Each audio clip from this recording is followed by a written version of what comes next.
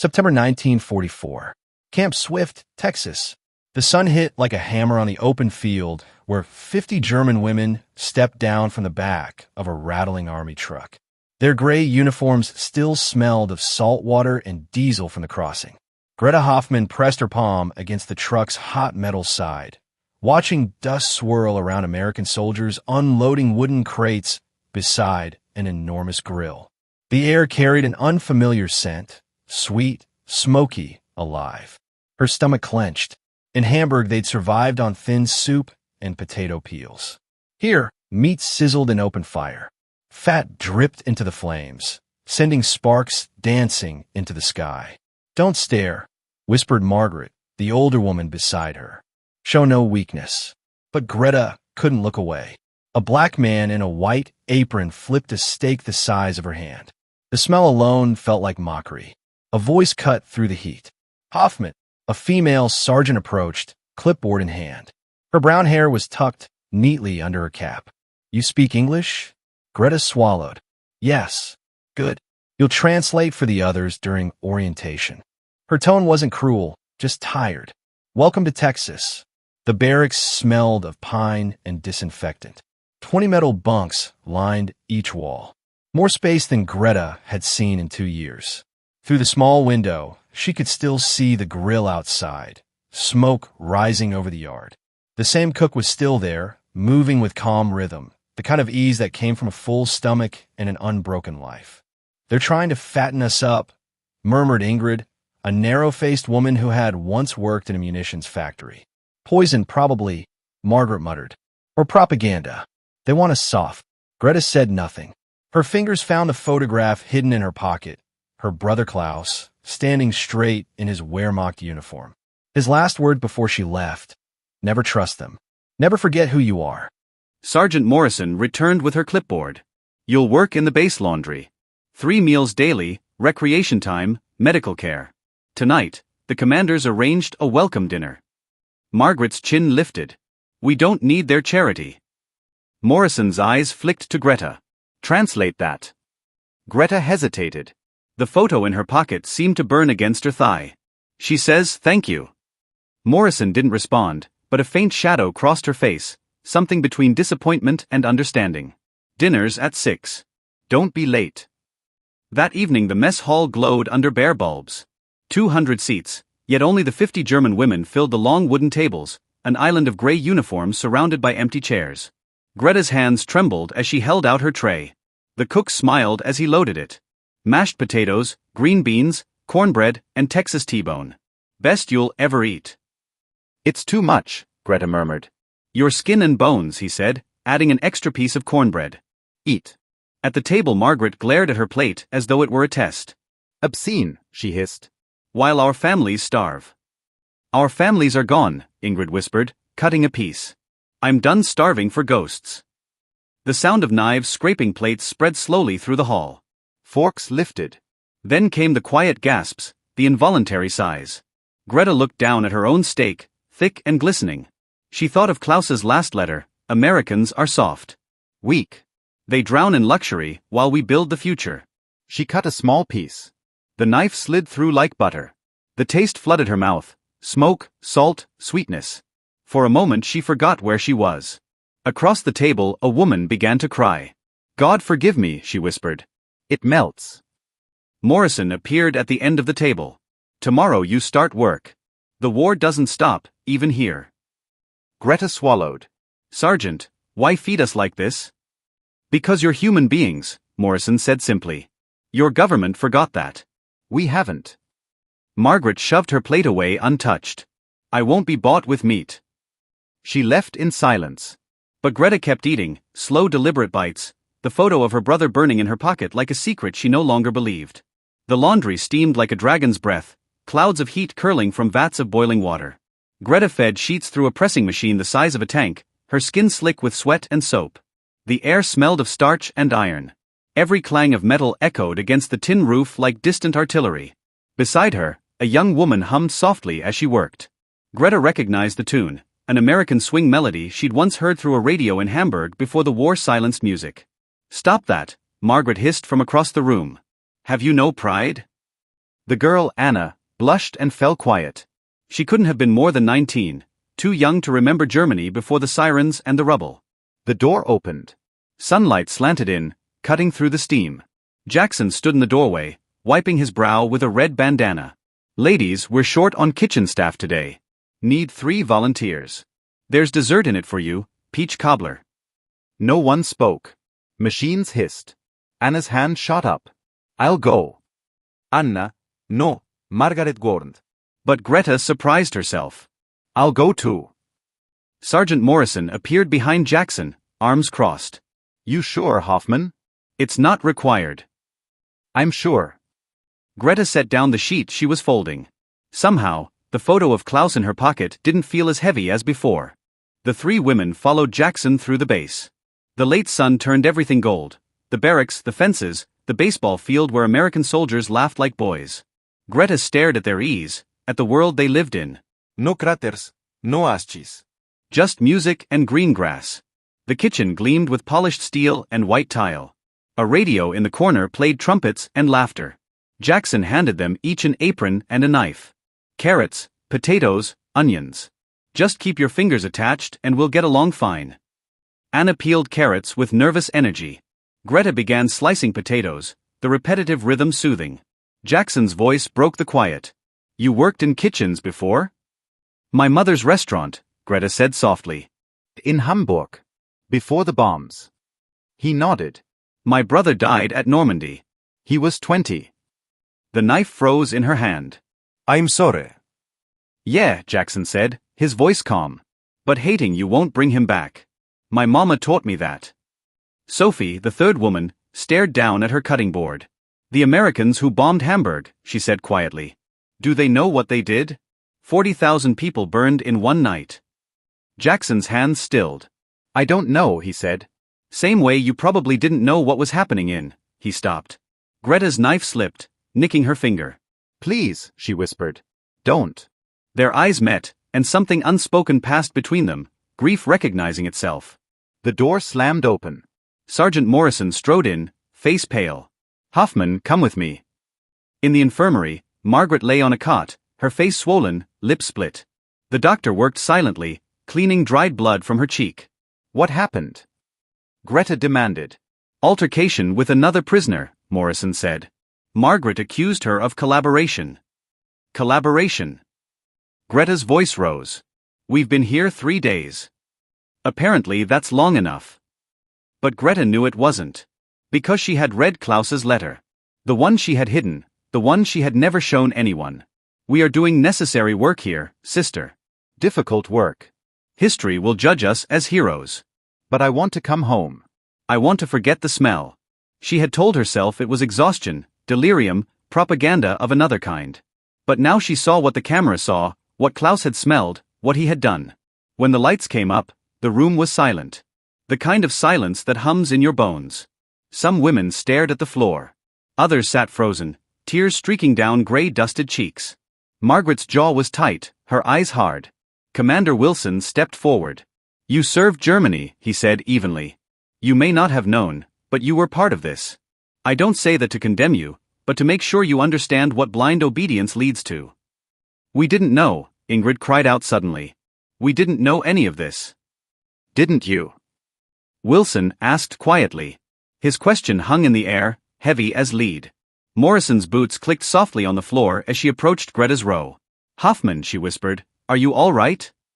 Greta didn't answer. She reached slowly into her pocket and pulled out the photograph. Beneath it was the folded letter, creased, yellowed, her brother's handwriting trembling across the page. I need to tell you something, she said, her voice barely a whisper. About my brother. About what he told me. Morrison leaned closer. What kind of things? Names, Greta said. Officers. Places. What he saw. What he did. Her voice broke. I kept it hidden because I didn't want to believe it was real. But I knew. Morrison's eyes widened. You have information? Yes, Greta said, her voice growing stronger. And I'm going to tell you everything. Even if they call me a traitor. She glanced toward Margaret, whose stare was already burning through her. Even if it means betraying him. Margaret opened one bruised eye. They're poisoning us with kindness, she rasped. Making us forget. Forget what? That we're German. Her grip caught Greta's wrist, trembling but fierce. Your brother Klaus, what would he think seeing you in their kitchen? Smiling. The name hit her like a slap. Greta pulled free, turning away. Klaus isn't here. Exactly. Margaret's breath rattled. None of our men are here. We must stay pure. The doctor cleared his throat. She needs rest. Outside, dusk had fallen. Smoke drifted from the mess hall, carrying that same unbearable scent of grilled meat. Morrison walked beside Greta in silence until she said quietly, "You're in a hard spot. Between two worlds." "I'm not between anything," Greta said. But even as the words left her, she knew they weren't true. They passed the baseball field again. Anna sat on the bleachers watching soldiers play, her face soft in the orange light. She looked, Greta realized, like someone who had stepped out of the war for a moment and forgotten it existed. Morrison stopped walking. "You're carrying something, Hoffman. Something you haven't said." Greta's heart jumped. "I don't know what you mean." "Yes, you do." Morrison's eyes were steady, kind but unrelenting. "Whatever it is, it's eating you alive." The photograph in Greta's pocket seemed to burn again. Klaus's last letter, its words she'd read once and never dared to read again. Morrison's tone softened. "Tomorrow there's a film screening. The commander wants all of you there. It's important." "About what?" Morrison hesitated. "About what we found when we liberated the camps in Europe." Greta felt the ground tilt under her feet. The recreation hall was cold despite the Texas heat outside. 50 German women sat in neat rows facing a blank white screen, their gray uniforms crisp, their faces guarded. The air smelled faintly of soap and dust, but beneath it was tension, thick and humming. Greta sat in the second row, the photograph of Klaus pressed in her palm so tightly she could feel the edges cutting her skin. Commander Wilson stood at the front, his medals gleaming under the lights. "Ladies," he began, his voice firm but not cruel, "what you're about to see is difficult. But it's time you know the truth about the regime you served." Margaret's voice came sharp from behind Greta. "Propaganda," she hissed. "Don't believe it. The lights dimmed." The projector whirred to life. The first images flickered on the wall. Grainy black and white footage of men and women standing behind barbed-wire, skeletal, ice hollow. The camera moved slowly across a landscape of ruin. Mountains of shoes. Heaps of children's clothing. A sea of eyeglasses glinting like shards of ice. Someone gasped. Another woman began to sob quietly. The narrator's voice was dry and factual. Bergen-Belsen concentration camp. Liberated by British forces, April 1945. Over 62,000 prisoners dead. A woman in the front row clamped her hands over her mouth and vomited onto the floor. The guards moved forward, then froze, unsure what to do. Greta couldn't breathe. She wanted to close her eyes, but she couldn't. The screen changed. Soldiers in gas masks bulldozing piles of bodies into open graves. The machine of the machine made the corpses look like broken dolls. "This is fake," someone whispered. "It has to be fake." Margaret stood abruptly. "You are dead to U.S. Hoffman," she shouted in German. "Dead to Germany." Greta rose to her feet, her hands trembling. "Then let it die," she said. "Because that Germany deserves to." The photograph slipped from her fingers, fluttering to the floor face down. She didn't pick it up. Hours later, in a small interrogation room, the air hummed with the sound of a typewriter. Morrison sat across from Greta, her tone gentle. Commander Wilson stood by the window, his hands clasped behind his back. "Start from the beginning," Morrison said. "When did your brother first write about the camp?" Greta's voice was steady now, stripped of everything but truth. December 1943. He was stationed at Mauthausen, in Austria. He called it a work camp. Said they were processing enemies of the state. The typist's keys clicked rapidly. Later, his tone changed, Greta continued. He wrote about the quarry, men forced to carry stones up 186 steps. He said most never made it a month. He mentioned 3 officers. SS Commanders Karl Schulz, Franz Hartmann, and Wilhelm Kepler. Klaus said Kepler enjoyed it. Wilson turned from the window. "You're certain of the names?" "Yes. And there's more." She pulled a crumpled envelope from her pocket. The last letter he sent. March 1945. He planned to destroy records, flee to South America. There are bank accounts, safe houses, everything. Wilson read the letter through his glasses, his jaw tightening. This is valuable intelligence, Miss Hoffman. Why didn't you give it sooner? Greta's voice cracked. Because he was my brother. Because I wanted to believe he wasn't a monster. She gestured helplessly toward the direction of the hall where the projector had run. But I was wrong. Wilson nodded slowly. Then you've done the right thing now. Greta stepped closer. I came to understand. Morrison stayed near the door, silent. Why, Margaret? Greta asked softly. Why risk everything? Margaret's eyes blazed. Because someone has to remember who we were. Someone has to carry our truth, not their propaganda. We were soldiers. We followed orders. We believed in something greater than ourselves. You believed in mass murder, Greta said. We believed in Germany. Margaret slammed her cuffed hands against the bench. And you, traitor that you are, you want to erase it. Pretend you were never one of us. I don't want to erase anything, Greta said. I just want to stop being haunted. I want to sleep without seeing Klaus's face. I want to eat without guilt. I want to live. Margaret sneered. Then you're a coward. Maybe, Greta whispered. But I'm a coward who'll help bring men like Klaus to justice. Who'll tell the truth, no matter how much it hurts. Morrison stepped forward. Wagner, save your breath. The asylum board approved Hoffman's application an hour ago. She's a U.S. resident now. Margaret's face drained of color. I'm sorry, Greta said quietly. Sorry we believed in a lie. Sorry I let it take so much from us. But I'm done. Margaret stared at her with burning hatred. You'll never be free of this. You'll carry it forever. I know, Greta said. But at least now I'll carry the truth too. Outside, the Texas stars burned sharp and endless. Morrison laid a hand on Greta's shoulder. You did the right thing. Greta looked up at the sky. Maybe. Or maybe I just chose the easier prison. Jackson appeared with 2 steaming mugs. There's no easy choice in war, he said, handing her one. Only the ones you can live with. The coffee was bitter and burnt. Greta drank it anyway. It tasted real. Brennan shook his head. You're not going anywhere near her. This is a military matter. She wrote that note to me, Greta said, standing. She'll talk to me. She might even listen. Morrison hesitated, then looked at Wilson. She's right. If anyone can get through to Wagner, it's her. Wilson exhaled. Fine. But I'm going too. By nightfall, a jeep roared down the empty Texas highway, its headlights slicing through the dark. Jackson drove, eyes fixed on the road. I know these backroads, he told them. And if she's hiding, a black man behind the wheel of a jeep draws less attention than a convoy of soldiers. The air was thick and hot. Greta sat between Morrison and another guard, her stomach tight with dread. She's been gone 6 hours, Morrison said, checking her watch. Could be anywhere by now. She's on foot, Greta said. She doesn't know Texas. She'll find other Germans, structure, orders to follow. The jeep turned off the main road. In the distance, floodlights cut through the darkness. Camp Koenig. Rows of fences shimmered in the heat, towers rising like ghosts. At the gate, a young soldier saluted. Evening, Sergeant. What brings you out this late? Escaped prisoner, Morrison said, showing him Margaret's photo.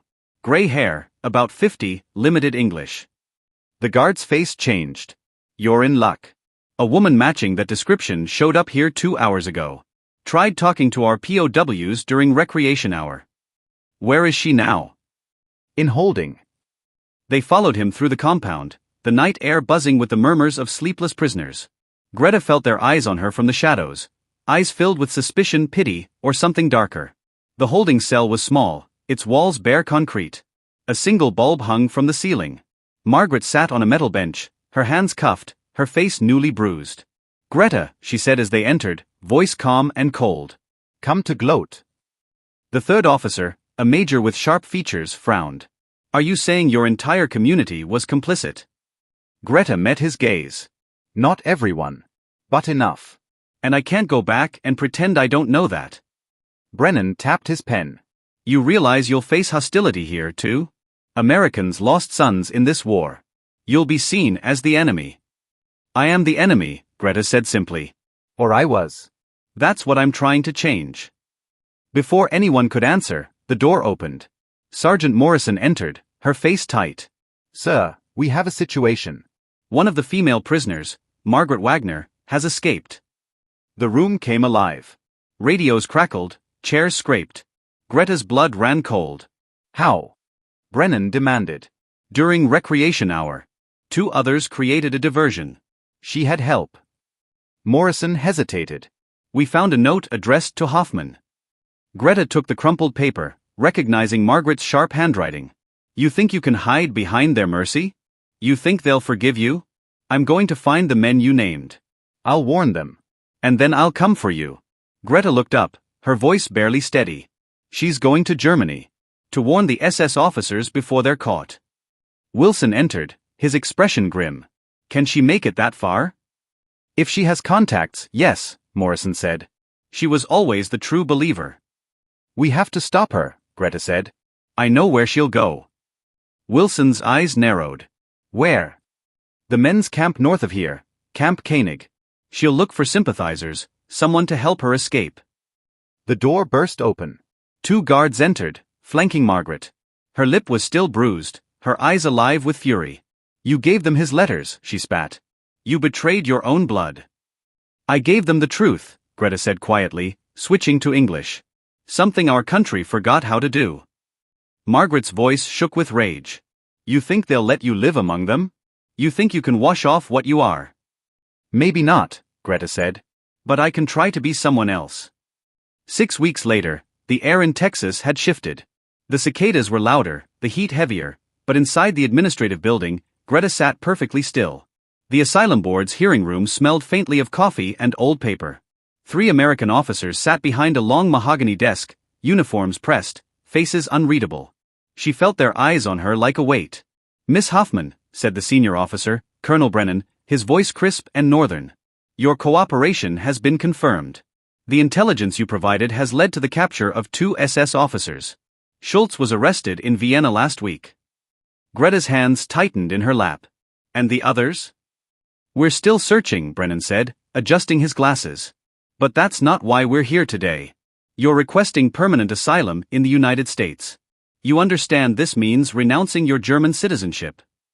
I understand. You'll likely never see Germany again. Greta stared at the table's polished surface. There's nothing left to see. Hamburg is gone. My family is gone. The younger officer beside Brennan leaned forward. Why America? Why not return home and help rebuild? Greta opened a small notebook she carried everywhere now. Inside were lists of names, fragments of memories, things Klaus had mentioned. Because I know what they'll rebuild, she said softly. They'll sweep everything under the rug. Pretend they didn't know. My neighbors in Hamburg, shopkeepers, teachers, they all looked away. They knew enough to stay silent. 6 months later, the war had ended, and with it the camp. Greta now worked in a restaurant on a quiet corner in downtown Austin. The air inside was thick with the smell of butter and mesquite smoke. She wore a clean white apron, her hair tied up, her hands steady as she turned a ribeye on the grill. Jackson's restaurant had become a small success, filled every night with soldiers on leave, families laughing over warm plates, and couples trying to forget that the world had nearly torn itself apart. Order up. Jackson kellet from the front. 2 ribeyes, medium rare, and extra seasoning for table 6. He leaned into the kitchen doorway, smiling. And Greta, table 6 is asking for the cook. Says the schnitzel is better than his grandmother's. Greta smiled back, something that once felt impossible. She wiped her hands on her apron, untied it, and stepped into the dining room. The restaurant was alive with low conversation and clinking glasses. At table 6 sat an older man with silver hair and kind eyes. He rose when he saw her. You must be the cook, he said warmly. That was extraordinary. Thank you, Greta said, her German accent softened but still present.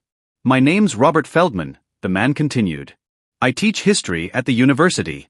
My wife was from Munich, she passed a few years ago. I haven't tasted schnitzel like that since before the war. Before everything, Greta said quietly. He nodded. Jackson tells me you're from Hamburg. He also mentioned you're writing down your experiences for the archives. Yes, she said. For months, she had filled notebooks. Klaus's letters, her memories of the camp, the women she had lived among, the moments of kindness that had broken through the darkness. Morrison had connected her with the prosecutors preparing for trials in Nuremberg. Feldman hesitated. Would you consider speaking to my students? About the war, about complicity. They need to understand how it happens, how ordinary people lose themselves. Greta's throat tightened. There's nothing ordinary about what we became. I think that's exactly the point, he said gently. Evil isn't born. It's built, choice by choice. Before Greta could answer, the door chimed. A woman entered, timid, clutching her handbag. For a moment, Greta didn't recognize her. Then memory struck like lightning. Anna. Anna looked up, eyes filling with tears. I heard you were here, she said, voice trembling. I didn't know where else to go. The others won't speak to me. They call me traitor for testifying. Sit, Greta said quickly. Have you eaten? Anna hesitated. I can't pay. Sit. Greta repeated firmly. She returned to the kitchen and plated schnitzel, potatoes, and greens. When she came back, Anna was crying quietly. Feldman was speaking to her in gentle German. She needs work, he said to Greta. I know a boarding house. Respectable place. And my colleague could use help in the kitchen. Greta frowned. Why are you helping us? We're Germans. Feldman smiled faintly. Miss Hoffman, I'm Jewish. My parents fled Berlin in 1936. My cousins didn't make it. But my mother taught me, judge people by what they do now, not what they were forced to be. Jackson appeared with coffee. Greta, I'm thinking what you're thinking. We need another cook. He winked at Anna. You ever worked in a kitchen? My father owned a bakery before the war. Close enough. Start Monday. For a moment, Greta looked around the table. 2 Germans, a Jewish professor, and an African-American man sitting together in a Texas restaurant, building something small and good out of the ruins of the world. Then, through the window, a shadow moved. Greta froze. Margaret. She stood on the sidewalk, dressed in civilian clothes, her expression hard, eyes burning with something wild and unfinished. Their gazes met for one heartbeat before she turned and vanished into the night. Morrison appeared moments later, wearing plain clothes, a pistol holstered under her jacket. She had seen it too. She was supposed to be deported this morning, Morrison said. To Germany. Then why is she still here? Greta whispered. I'm going to find out. The knock came at midnight. Greta's apartment above the restaurant was small but warm, the walls lined with her notebooks. She opened the door with the revolver Morrison had given her for protection. Margaret stood there, flanked by 2 men in dark suits. Hello, Greta, she said softly. May we come in? No. Greta's hand trembled, but the gun stayed steady. You missed your train. On purpose, Margaret said. These gentlemen have a proposal. A way for you to help people. Greta laughed once, bitter and low. People like the men I named? One of the men stepped forward. His German was smooth. Their families. Their children. Innocent people will suffer if they're executed. You could recant your testimony, say the Americans coerced you. Some of the officers might go free. In exchange for what? Money, Margaret said simply. A new life. Buenos Aires, Mavi. São Paulo. Places that welcome Germans. Greta's laughter broke into something sharp. You think I'd sell my soul again? Margaret's eyes glistened. You're tired, Greta. You dream of Klaus every night. You wonder if you could have stopped him. Greta's throat tightened. The gun wavered. I think you're desperate, she said finally. I think you're being used. From the shadows at the end of the hall came Morrison's voice. She is. Morrison stepped forward, gun drawn, Jackson and 2 MPs behind her. The men bolted. Boots thundered down the stairs. Margaret didn't move. Why couldn't you just stay quiet? She whispered in German. Why did you have to ruin everything? Because silence made the camps possible, Greta said. Silence made my brother a killer. She lowered the gun.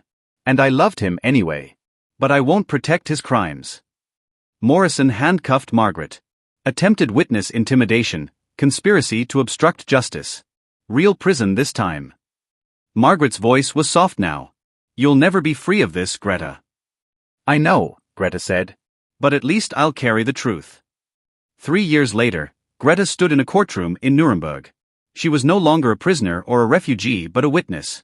The man on trial, Franz Hartmann, one of the names Klaus had written, sat behind glass, his face older, hollow, unrepentant. Greta read from her brother's letters, from her own memories, from the words of survivors who had endured what he built. Her voice was steady, stripped of hatred but full of truth. When the verdict was read, guilty on all counts, Hartmann didn't look at her. But she looked at him, and saw not a monster, but a man who had made so many small choices that evil had become ordinary. Outside, Morrison, Jackson, and Anna waited. How do you feel? Anna asked. Heavy, Greta said. Like I'm still carrying those stones up the quarry steps. But lighter, too. Like I can finally see the top. Jackson handed her a telegram. From Austin. Professor Feldman's students want you to give a permanent lecture series. Complicity, memory, redemption. Sounds like your kind of subject. Greta smiled faintly. Can anything be redeemed? Maybe not, Morrison said. But you can help others avoid needing redemption. That's worth something. Greta looked out at the city rising from its ruins. The German sky was still hers, even if the country no longer was. Yes, she said quietly. It's worth everything. That night, she dreamed of Klaus. He wasn't in uniform. He was young again, in their mother's kitchen, dusted with flour, laughing as he helped bake bread. I'm sorry I couldn't save you, she whispered. He smiled gently.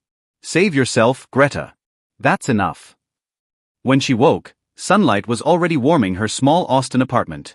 Below, the restaurant came alive with the smell of coffee and sizzling butter. She went downstairs, tied on her apron, and began cooking breakfast for strangers, people from nations that had once been enemies. It wasn't forgiveness. It wasn't redemption. But it was something real. A meal shared. A truth spoken. A small light against the dark.